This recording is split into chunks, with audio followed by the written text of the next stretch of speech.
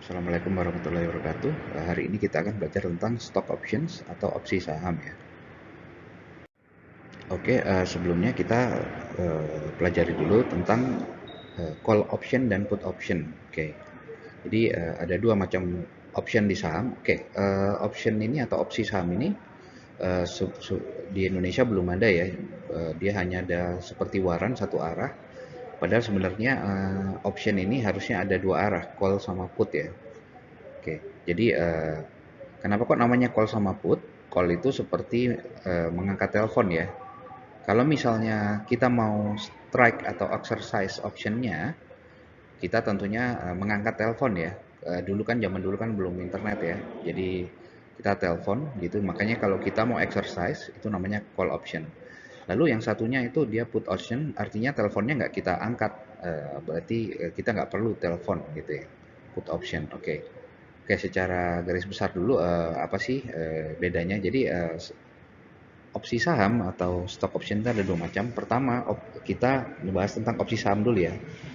Berbeda dengan saham yang kalau kita langsung beli sahamnya, kalau opsi saham itu kita membeli hak atau opsi untuk membeli ataupun mungkin menjual saham tersebut pada saat jatuh temponya. Jadi contoh ya, misalnya ada saham, let's say saham Indofood.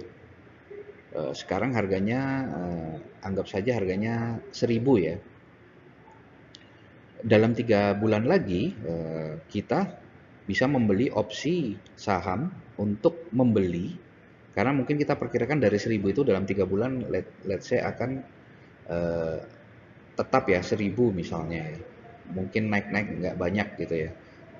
Nah, kalau kita yakin harganya setidaknya itu 1.000, kita bisa membeli option untuk membeli saham tersebut pada saat jatuh tempo nanti seharga katakanlah Rp900, mestinya kan lebih murah ya. Nah, pada saat harga di jatuh tempo kita punya hak untuk membeli saham tersebut seharga Rp900. Berarti kan untung 100 ya. Dengan harga membeli optionnya itu katakanlah Rp50 gitu ya. Jadi dari situ kita masih ada untung ya. Eh, Misalnya tadi 1.000, belinya harga pasar 1.000, kita beli 900, dengan harga pembelian option 50, berarti kita masih ada untung Rp50 per saham. Begitu juga kalau put, kalau kita memperkirakan saham ini jelek akan turun ya, dari sekarang 1.000 3 bulan lagi kayaknya dia bakalan turun ke 800 deh gitu ya. Nah, kita bisa membeli option eh, untuk menjual. Misalnya kita punya hak 3 bulan lagi, kita akan menjual, boleh menjual saham tersebut seharga 1.100 katakanlah ya. Padahal pada prakteknya 3 bulan kemudian harga saham malah turun, jadi saham Indofood turun jadi 800. Berarti kita untung tuh, kita boleh menjual 1.100 ya. Padahal harga cuma 800, kita ada untung 300 dikurangi eh, biaya untuk beli option tersebut Rp50 ya. Berarti untung Rp250 per saham ya, seperti itu. Oke, di sini mungkin teman-teman bisa lihat ilustrasinya di sini. Kebetulan di call option ditulis exercise price-nya itu 50 ya. Di sini 50. Kita punya hak untuk membeli saham ini seharga 50 ya. Oke. Oke, kapankah kita untung? Tentunya di sini kan harga di contoh ini, harga dari optionnya adalah $5 ya.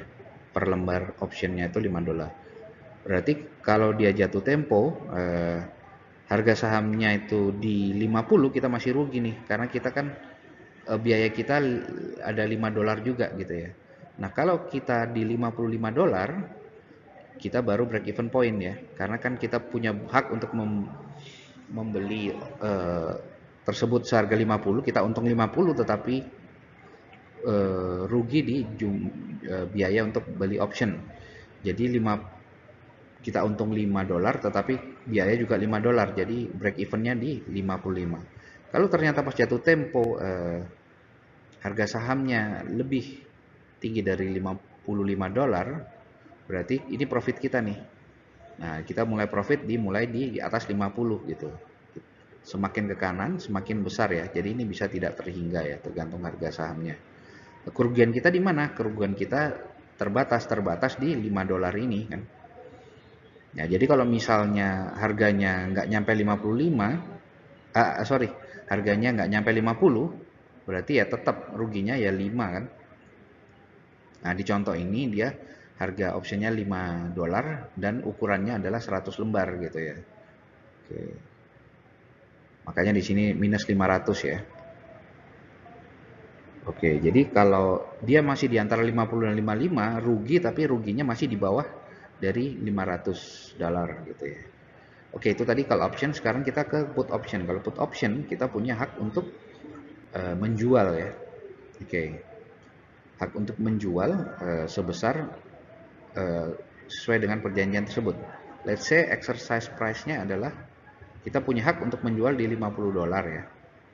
Tetapi pas saat jatuh tempo, harga saham bisa aja dia malah 55 atau 60 atau 70. Di sini kita punya kerugian di sini ya. Di cap sama 500 juga karena 5 dolar kali 5 dolar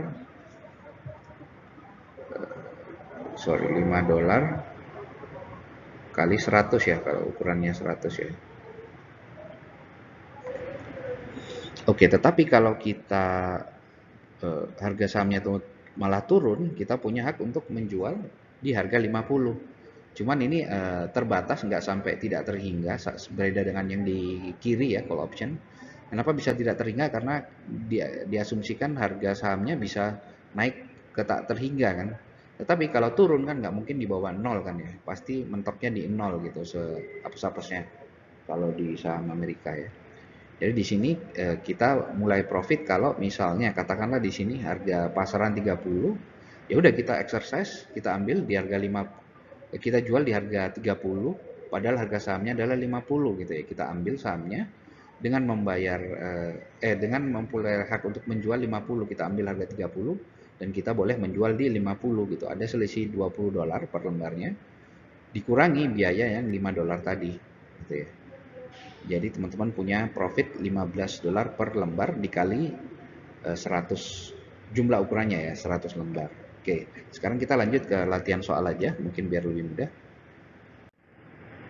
Oke, contoh di sini Stark Industry shares are currently traded at the price of 5.300 US dollar per share. Jadi saham Stark Industry dijual pada harga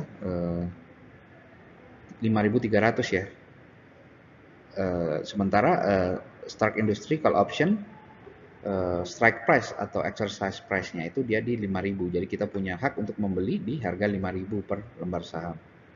Dan dihargai optionnya tersebut dihargai 150 per lembar option ya. Oke, ini mestinya option. Oke. Kontrak size-nya kebetulan di sini 500. With the data dengan data ini determine what is the intrinsic value of the option and what is the net profit of the option. Oke, jadi ditanya berapa nilai intrinsiknya dan keuntungan bersihnya dari option tersebut. Nah, di sini teman-teman bisa lihat kan ini call option, berarti kita berharap kita bisa membeli di harga murah. Kebetulan memang ada selisih ya. Pas saat jatuh tempo dia harga di pasar 5.300, sementara kita punya hak membeli hanya di harga 5.000, lebih murah ya. Oke, pertanyaannya adalah berapa intrinsic value-nya, lalu berapa net profit-nya. Oke, lanjut. Oke, dari soal yang kita ketahui pertama adalah harga saham diperdagangkan di 5.300, lalu strike price-nya di 5.000 ya. Jadi teman-teman di sini bisa lihat ada profit ya, karena kita boleh beli di harga 5.000 padahal harganya 5.300. Lalu option price-nya, harga optionnya itu 150 dan size-nya 500 lembar ya. Oke, yang pertama intrinsic value. Oke, yang pertama gimana cara menghitung intrinsic value dari call option? Yang pertama adalah kita hitung selisih stock price dikurangi strike price-nya dikali size. Ini bisa sama dengan ini atau mungkin 0 karena harganya di bawah, harga pasarannya di bawah strike price, itu jadi 0 ya intrinsic value-nya. Kebetulan di kasus ini lebih tinggi ya harga pasarannya. Jadi kita hitung intrinsic value-nya 5.300 dikurangi 5.000, yaitu 300 dikali size-nya 500, kita dapat 150.000 dolar. Oke, yang kedua, berapa profitnya? Jangan lupa teman-teman, ini belum dikurangin biaya pembelian optionnya ya. Oke, setelah itu kita hitung net profitnya. Intrinsic value kita udah hitung 150.000. Lalu cost of call option.